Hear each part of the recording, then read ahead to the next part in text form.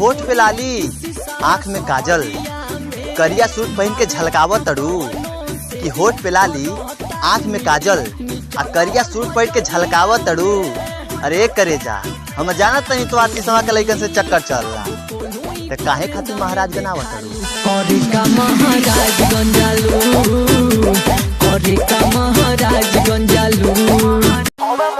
कि उ कहत रहली कि हमारा शहर आव तो के पिज्जा बर्गर के साथ ललका सॉस खियाई।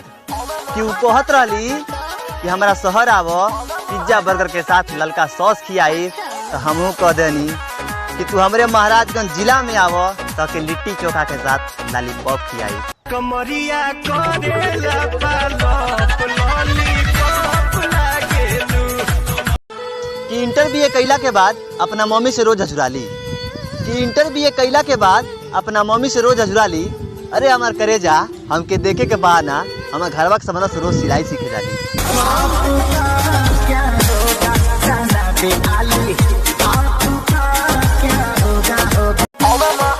कि घमंड दौलत के ना अनाही जात के बा। कि घमंड दौलत के ना अनाही जात के बा। आज जौन महाराज के खिलाफ होई ओकरा के रेलवे करो, काहे से की बात यहाँ औकात के बा। महाराजगंज जिला पता रखी, महाराजगंज जिला रे जगह पर